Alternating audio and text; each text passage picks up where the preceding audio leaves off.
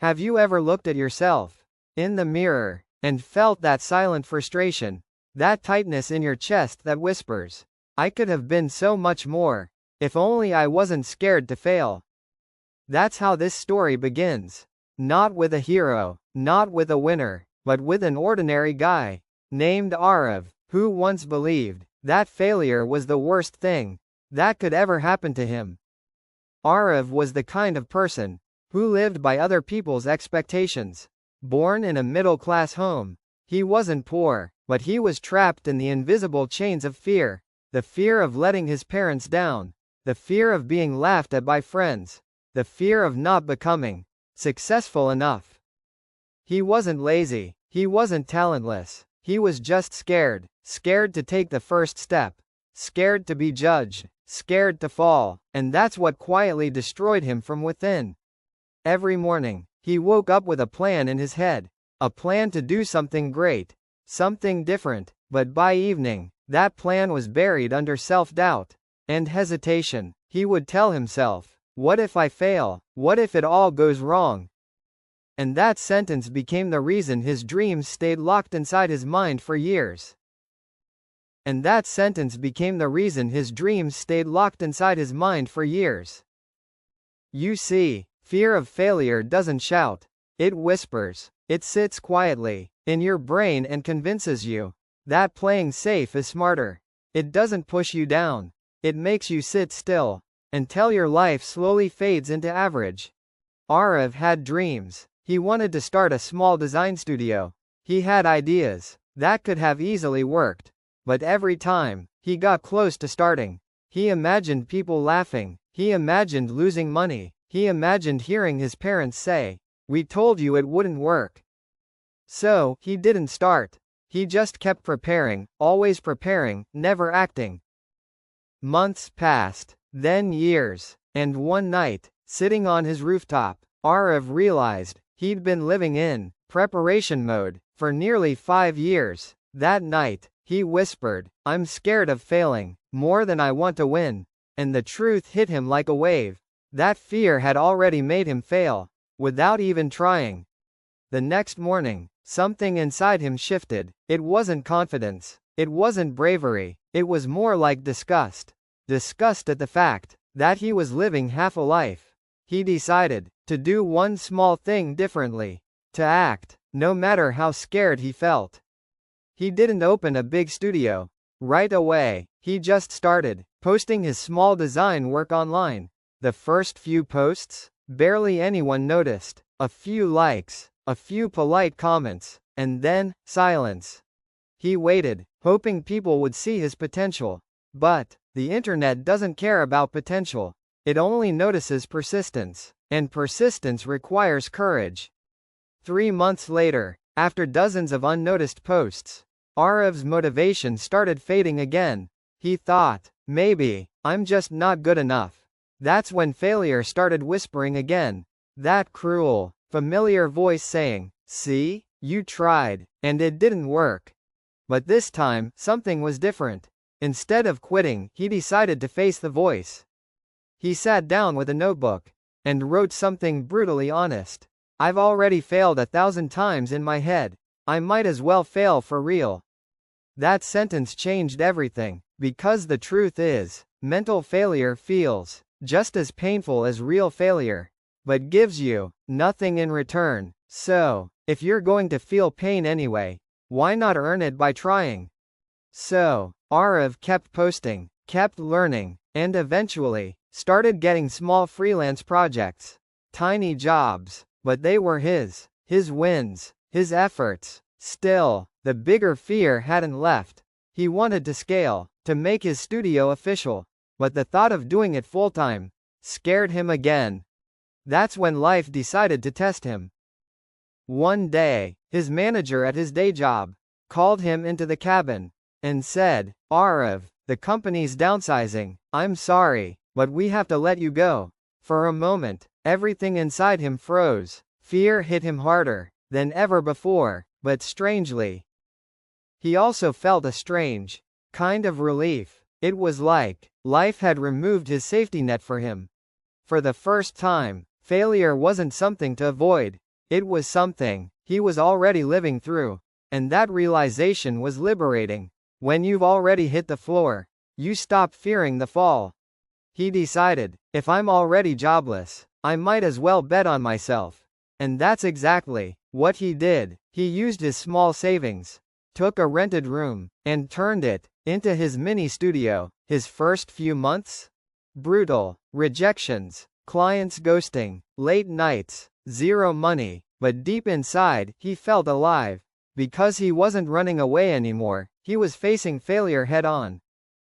See, the universe respects effort more than fear. When you move, even with trembling hands, the world begins to respond.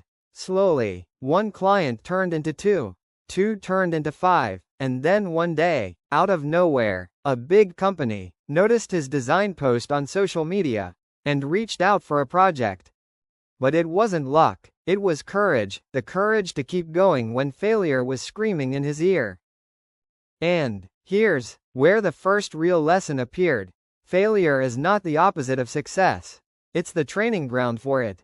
Every failure Arav faced, every rejection, every ignored post, every sleepless night, had silently trained him for that one big opportunity. Success didn't come in spite of failure. It came because of it. Months later, his studio started doing well. But success didn't erase fear. The truth is, fear never fully goes away. You just stop obeying it.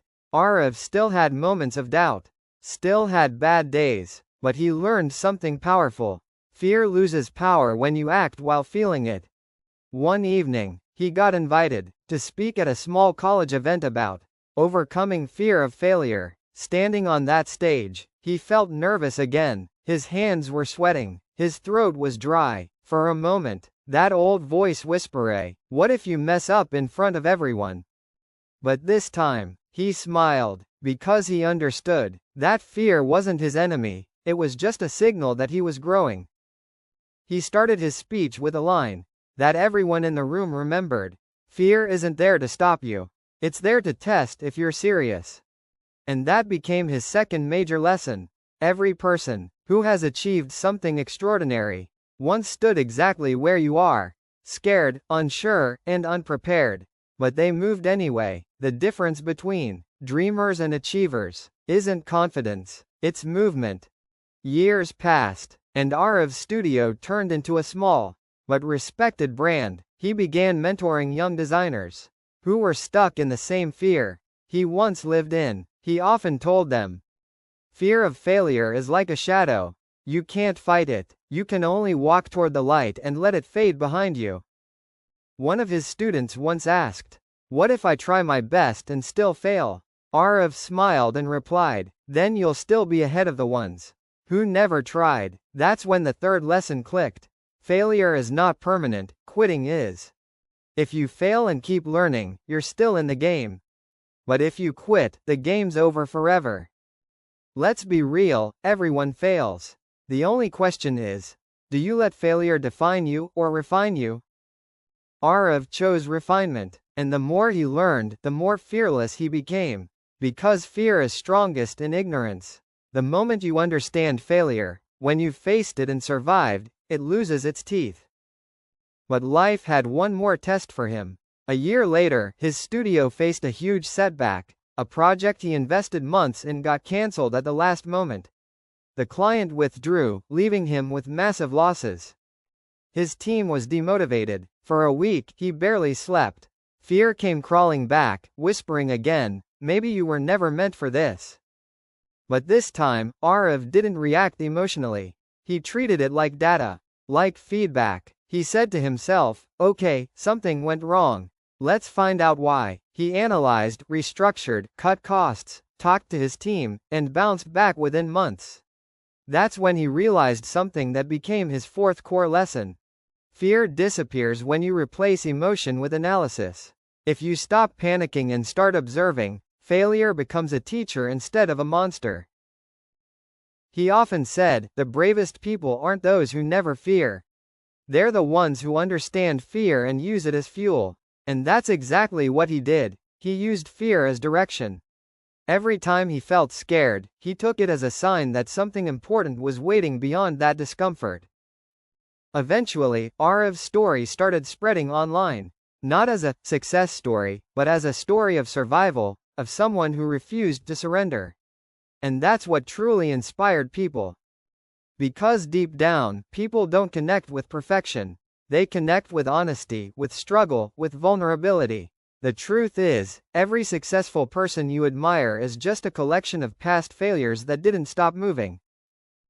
Now, let's pause here and reflect. What exactly changed in Arev's life? Was it luck? Was it timing? No. It was the shift from avoiding pain to using it, from fearing failure to facing it. And that's the essence of growth, when you stop running from the storm and start walking through it.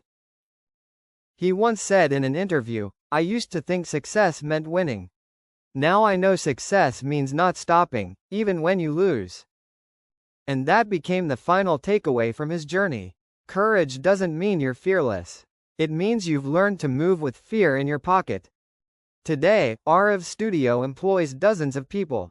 His parents, who once doubted his path, proudly tell everyone about his achievements. And when someone asks him, "Aren't you scared to fail again?" he simply replies, "I'm more scared of not trying." That's the mindset that separates the living from the existing. You're not supposed to live a life free of failure. You're supposed to live one free of regret. Failure is a chapter, not your whole story. It's the training, not the ending. And once you realize that, fear starts losing its control over you. So if you're listening to this and you're holding back on something because you're scared to fail, remember this. You've already failed if you never try. The world isn't waiting for your perfection. It's waiting for your courage. And that, my friend, is the real secret to winning, not avoiding failure, but mastering it. Because at the end of your life, you won't remember the times you failed. You'll only remember the times you didn't let fear stop you from trying.